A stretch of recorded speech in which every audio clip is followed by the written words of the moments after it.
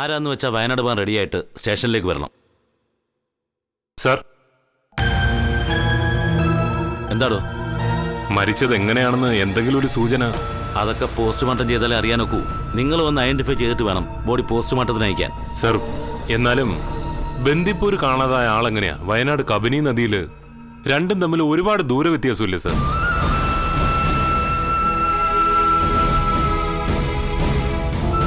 എടോ, അതൊക്കെ പിന്നീട് അന്വേഷിച്ച് വിശദീകരണം കണ്ടെത്തേണ്ട കാര്യങ്ങളാ.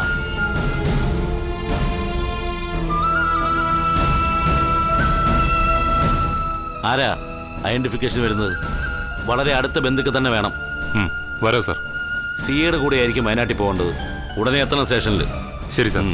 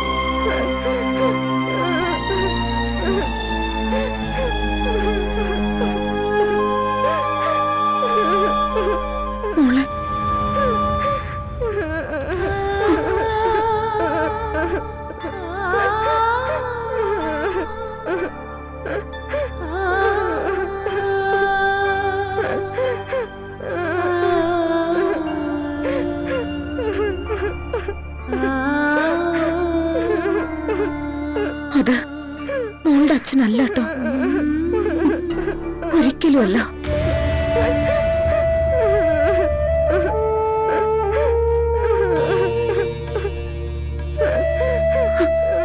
പോലീസിന് എന്തോ തെറ്റ് പറ്റിയതാ. അവർക്ക് മോളുടെ അച്ഛനെ അറിയില്ലല്ലോ. എനിക്കറിയാം. അദ്ദേഹത്തോട് അങ്ങനൊന്നും ചെയ്യാൻ പറ്റില്ല. ആർക്കും പറ്റില്ല. പോലീസിന് കിട്ടിയത് വേറെ ആരുടെയോ.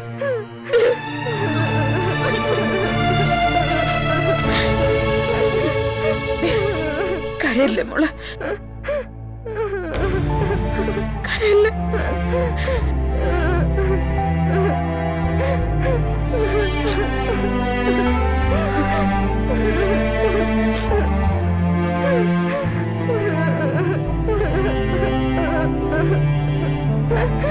കരയല്ലേ മോളെ, കരയല്ലേ.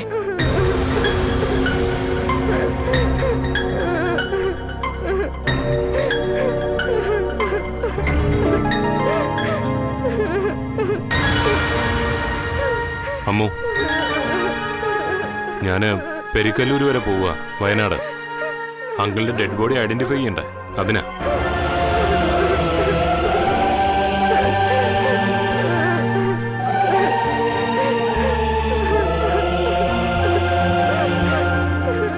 വയനാട് വരെ യാത്ര ചെയ്യേണ്ട കാര്യം ഉണ്ടായിട്ടല്ല. കേട്ട ലക്ഷണങ്ങളൊക്കെ വെച്ച് നോക്കിയിട്ട് അത് തമ്പയങ്കിൾ തന്നെയാ.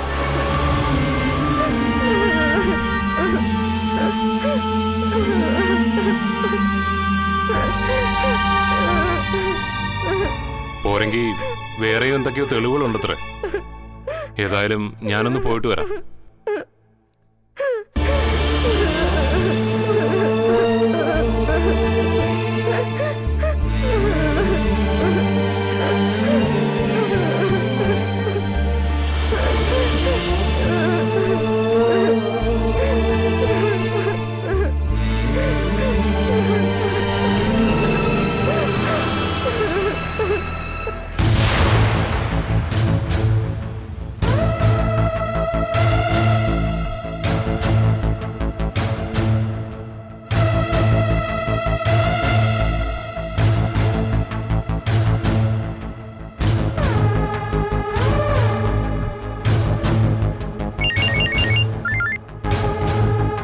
ഹലോ ഹലോ അങ്കിളെ. എന്താടാ ഹരീഷേ, നിന്റെ ശബ്ദം കേട്ടിട്ട് ലോട്ടറി അടിച്ച പോലെ ഉണ്ടല്ലോ. അടിച്ചു അങ്കിളെ. ഏതോ ലോട്ടറി അല്ല, ബമ്പർ ലോട്ടറി. ഹാ, നീ കാര്യം പറയടാ. അങ്കിളെ, നരേന്ദ്രൻ തമ്പിയുടെ ശവം കിട്ടി. സത്യമാണോടാ ഹരീഷേ? പിന്നെ അല്ലാതെ. തമ്പിയുടെ വീട്ടിൽ ചെന്ന് പോലീസ് അറിയിച്ച കാര്യമാ. അവന്മാർ എന്നെ വിളിച്ച് പറഞ്ഞു. എവിടുന്നാ ശവം കിട്ടിയത്? പുഴയിലായിരുന്നു അതോ കാട്ടിലായിരുന്നു? എല്ലാം ഒന്ന് വിശദമായിട്ട് പറയടാ. പുഴയിൽ നിന്ന് തന്നെയാ. ശവം തിരിച്ചറിയാൻ ബുദ്ധിമുട്ടാണെന്നാ പോലീസ് പറയുന്നത്. 2 ആഴ്ചയോളം ആയില്ലേ അങ്കിളെ. അപ്പൊ എതി പറഞ്ഞ പോലെ തന്നെ ചെയ്തു. എന്നിട്ട് ആ ചെകുത്താൻ എവിടെ മുങ്ങിക്കളഞ്ഞു എന്നാ എനിക്ക് സംശയം. 1,00,000 രൂപ വേണ്ടെന്ന് വെച്ചോ? 1,00,000 കയ്യിലില്ലേ? അടിച്ച് പൊളിച്ചത് തീർത്ത് കഴിയുമ്പോ ബാക്കി കാശ് ചോദിച്ചവൻ നമ്മുടെ അടുത്തേക്ക് വരും. അവന് ബോണസ് ആയിട്ട് ഒരു 50,000 രൂപ കൊടുത്തേക്കണം. എന്നാലും നഷ്ടമില്ലടാ. അവൻ പുല്ല് പോലെ തമ്പിയുടെ കഥ തീർത്തു തന്നില്ലേ? പുലിയാണല്ലോടാ എതി. പക്ഷെ എവിടെയോ ഒരു സ്പെല്ലിംഗ് മിസ്റ്റേക്ക് ഉണ്ടെങ്കിലേ. ശവം കിട്ടിയതേ കബനി നദിയിൽ നിന്നാ. കബനിയോ? അതെവിടാ? വയനാട്ടിൽ. വയനാടിന്റെയും കർണാടകയുടെയും അതിർത്തി. ബന്ദിപ്പൂരിൽ നിന്ന് ഒരു 50-60 കിലോമീറ്റർ അകലെ. അതെങ്ങനെടാ ബാസലവാടിയിൽ കൊല്ലപ്പെട്ട തമ്പിയുടെ ശവം വയനാട്ടിൽ കബനി നദിയിൽ പൊങ്ങുന്നത്? അതുതന്നെ ഞാൻ പറഞ്ഞ മിസ്റ്റേക്ക്. തമ്പിയുടെ ശവവും കൊണ്ട് യതി അത്രയും ദൂരം യാത്ര ചെയ്യോ? ഒരിക്കലുമില്ല. വെറുതെ ആരെങ്കിലും അത്രയും റിസ്ക് എടുക്കൂ? യാതൊരു സാധ്യതയുമില്ല. എടാ, റിസ്ക് എടുക്കാൻ തയ്യാറാണെന്ന് തന്നെ ഇരിക്കട്ടെ. പക്ഷെ അതിന്റെ ആവശ്യം എന്താ? പുഴക്കരയിൽ വെച്ച് കൊല നടത്തിയവന് ശവം അവിടെ തന്നെ താഴ്ത്തിയാ പോരെ? തിരിച്ചു വന്ന് നമ്മളോട് 1,00,000 കൂടെ മേടിച്ചുകൊണ്ട് അവന് സുഖമായിട്ട് എങ്ങോട്ട് വേണേ പോകാമല്ലോ. സാമാന്യ ബുദ്ധിയുള്ള ഏതൊരുത്തിനും അതല്ലേ ചെയ്യൂ. അവിടെ അങ്കിളെ ഇതിന്റെ മിസ്റ്ററി കിടക്കുന്നു. ബോഡി ഐഡന്റിഫൈ ചെയ്യാൻ ജയശീലൻ പോയിട്ടുണ്ട്. അവൻ തിരിച്ചു വന്നാലേ പിക്ചർ ക്ലിയർ ആവും. ശരിയായ വിവരം കിട്ടുന്നവരെ നമുക്ക് കാത്തിരിക്കാം. അവന്മാരവിടെ ചെന്നിട്ട് നിന്നെ വിളിക്കുമല്ലോ അല്ലേ? എന്ത് വിവരം കിട്ടിയാലും ഉടനെ എന്നെ അറിയിക്കണം. ശരി അങ്കിളെ.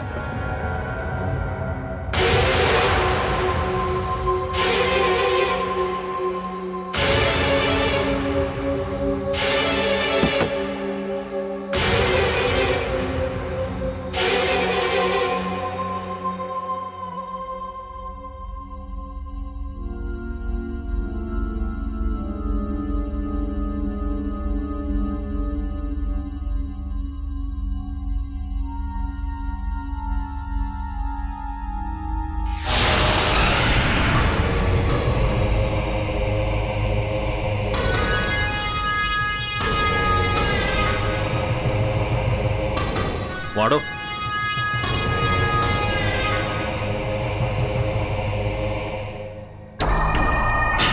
മുഖം കണ്ടാൽ തിരിച്ചറിയാൻ പറ്റില്ല.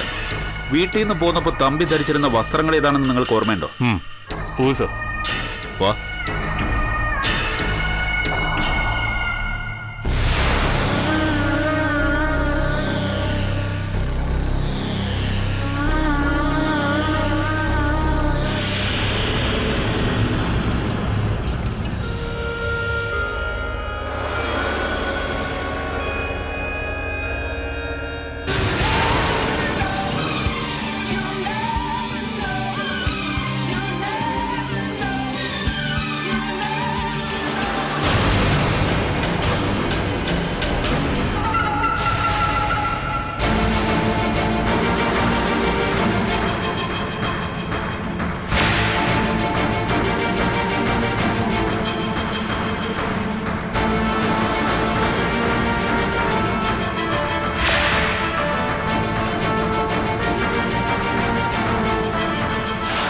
ഈ ഡ്രസ്സ് നരേന്ദ്രൻ തമ്പിയുടെ ആണോ?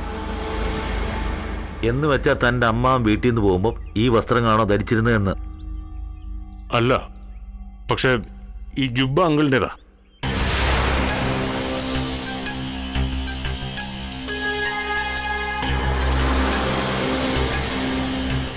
അതും കൂടി നോക്കൂ.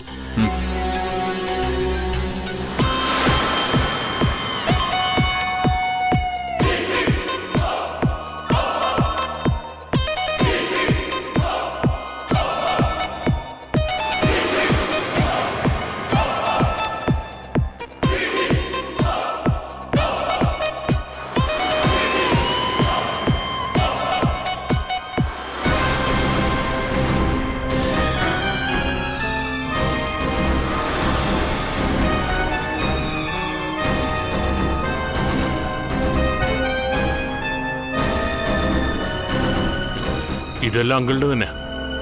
ഇതിലെ പേരും വിലാസവും ഫോട്ടോയൊക്കെ നരേന്ദ്രൻ തമ്പിയുടെ തന്നെയാണ്. സംശയമൊന്നുമില്ലല്ലോ അല്ലേ? ഇല്ല സർ, എല്ലാം അങ്കിളുടെ തന്നെയാ.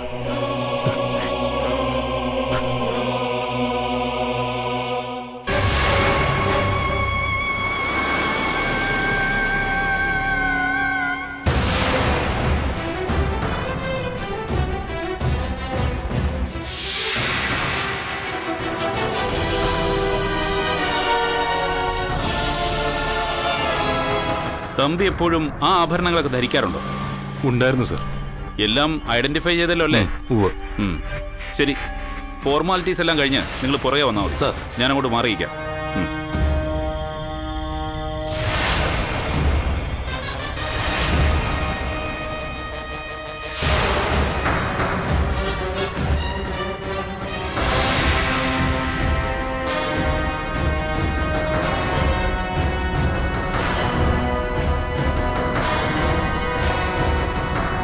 ബോഡിയിലെ മറ്റടയാളങ്ങളൊന്നും ലഭ്യമല്ല. എങ്കിലും തമ്പിയുടെ മിസ്സിംഗ് ഡേറ്റും മൃതദേഹത്തിന്റെ പഴക്കവും കിട്ടിയ തെളിവുകളും മറ്റും നോക്കുമ്പോൾ ബോഡി തമ്പിയുടെ തന്നെയാണെന്ന് ഉറപ്പിക്കാം. അതെ സർ, എനിക്ക് സംശയമൊന്നുമില്ല. പക്ഷെ ബന്ദിപ്പൂരിനും ബസിലവാടിക്കും ഇടയ്ക്ക് കാണാതായ തമ്പി എങ്ങനെ പാടിച്ചിറക്കിടത്ത് കബനിയിൽ പൊങ്ങിയെന്ന കാര്യത്തിലാ കൺഫ്യൂഷൻ. ചിലപ്പോ കൽപ്പനയും അവരുടെ മുംബൈ അധോലോകവും ചേർന്ന് ചെയ്തതായിരിക്കും സർ. കൊലപാതകം നടത്തിയത് അവരാണെന്ന് കരുതുക, അല്ലെങ്കിൽ മറ്റാരെങ്കിലും ആണെന്ന് സങ്കല്പിക്കുക.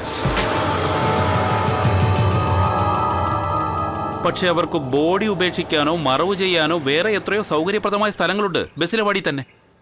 ബന്ദിപ്പൂര് ഫോറസ്റ്റ് ഏരിയയാണ്, അവിടെ കാട്ടിൽ ഉപേക്ഷിക്കാവുന്നതേ ഉള്ളൂ.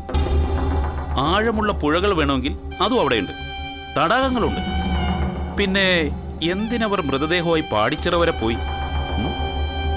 അതിന്റെ കാരണോ പിടികിട്ടാത്തത്.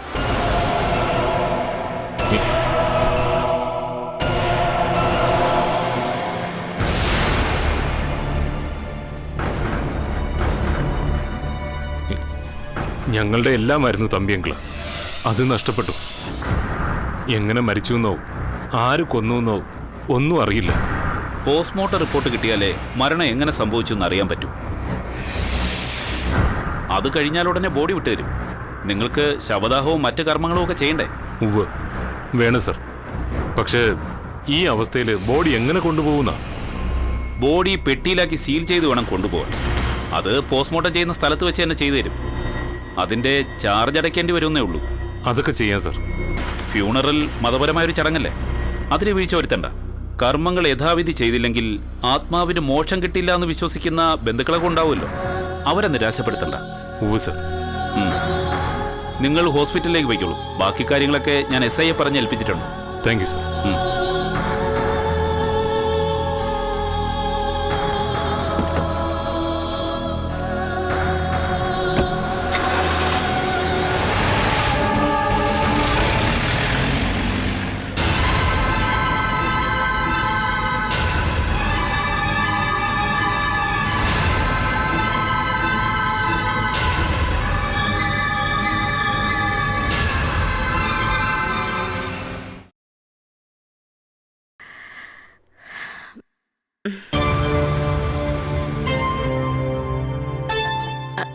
അമ്മ ഉറങ്ങുവാണോ അതോ ചുമ്മാ കിടക്കുവാണോ?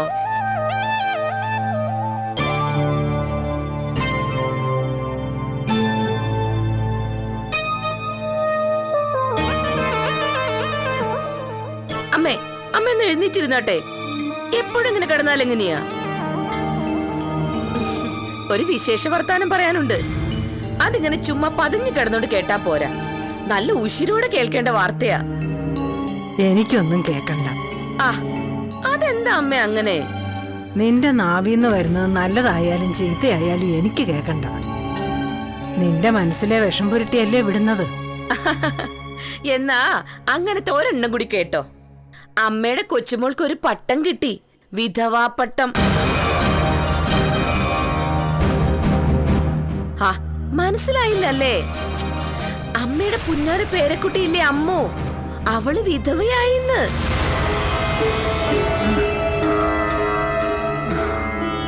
നീ എന്താ സുധ ഈ പറയുന്നേ? ആഹാ, എന്നിട്ടും മനസ്സിലായില്ലേ? അമ്മുന്റെ ഭർത്താവുണ്ടല്ലോ, സാക്ഷാൽ നരേന്ദ്രൻ തമ്പി, അയാള് ചത്തൂന്ന്.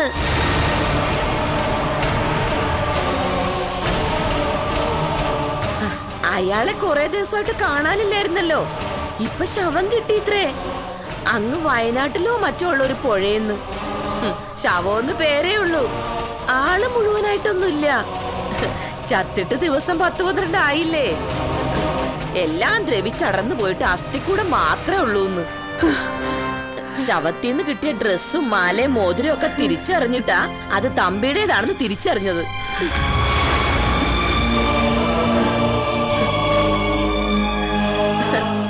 എങ്ങനെ മതിച്ചു നടന്ന മനുഷ്യനാ. മതയാനയല്ലായിരുന്നോ ഒറ്റയാൻ.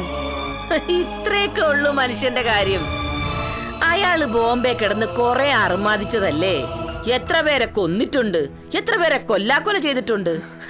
ഈ കർമ്മഫലം എന്ന് പറയണ ഒന്നുണ്ടേ, അതെന്നായാലും കിട്ടാതിരിക്കില്ല. കുറെ സമ്പാദിച്ചിട്ട് എന്താ കാര്യം? അനുഭവിക്കാൻ യോഗം ഉണ്ടായോ? മൂക്കി പല്ല് കിളിച്ച കാലത്ത് ഒരു കൊച്ചു പെണ്ണിനെയും കെട്ടി, എന്നിട്ട് ഒന്നിച്ച് ജീവിക്കാൻ പറ്റിയോ? നിനക്ക് തൃപ്തിയായല്ലോ അല്ലേ?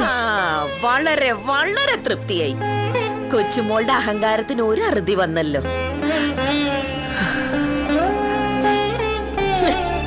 തമ്പിയുടെ പുറകിൽ നിന്നുകൊണ്ട് കുറച്ചൊന്നും അല്ലല്ലോ അവള് നെകളിച്ചത്. എന്തൊക്കെയായിരുന്നു എന്നോടും എന്റെ മകനോടും അവള് പറഞ്ഞത്? ധാർഷ്ട്യം. എന്തൊക്കെയായിരുന്നു അവളുടെ വീരവാദം? എന്റെ മകനെ ജയിലിൽ കയറ്റും, എന്നെ കൂമ്പാളയൊടിപ്പിക്കും. അഹന്ത. തമ്പിയുടെ ചെലവിൽ എന്റെ മോനെ ചെകിട്ട് തടിച്ചില്ലേ അവള്. അന്നേ ഞാൻ മനസ്സിൽ കണ്ടതാ, അവൾക്ക് ഇതിന്റെ തിരിച്ചടി കിട്ടാൻ വലിയ താമസമില്ലല്ലോ ദൈവമേന്ന്. നിന്റെ പ്രാക്ക് എന്തായാലും അവ കേക്കില്ലടി. അതിനുള്ള പുണ്യം അവള് ചെയ്തിട്ടുണ്ട്. എന്നെ ആര് പറഞ്ഞു? അത് അമ്മയുടെ മൂഢവിശ്വാസം. സുധർമ്മയുടെ മനസ്സ് വേദനിപ്പിക്കുന്നവന്റെ തലയിൽ ഇടുത്തി വീഴും. പിന്നെ വേറൊരു കാര്യം കൂടി അമ്മ മനസ്സിൽ വെച്ചോ. നരേന്ദ്രൻ തമ്പി ചത്ത സ്ഥിതിക്ക് ഇനി അധികം വൈകാതെ അവളെ ആ വീട്ടിൽ നിന്ന് ചവിട്ടി പുറത്താക്കാൻ വലിയ താമസമൊന്നും വരില്ല. എന്റെ കുട്ടി എന്ത് പാപം ചെയ്തിട്ട അതിനിങ്ങനെ ഒരു വിധി? ഈശ്വര, എന്തെല്ലാം കാണണമല്ലേ അമ്മേ. കണ്ട് അനുഭവിച്ച് കൊതി മതിയും തീർന്നിട്ടേ പോകാൻ പറ്റൂ ചിലർക്ക്. അതും ഒരു വിധിയാ.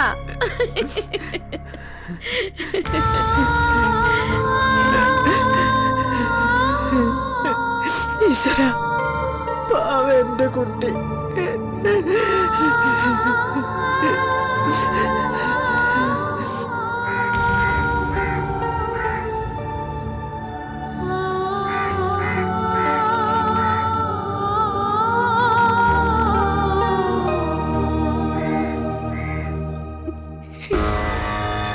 വിജിതേ, ഡെഡ് ബോഡി എപ്പോഴാ കൊണ്ടുവരുന്നേ? 1/2 മണിക്കൂറിനകം കൊണ്ടുവരുമെന്ന് പറഞ്ഞു.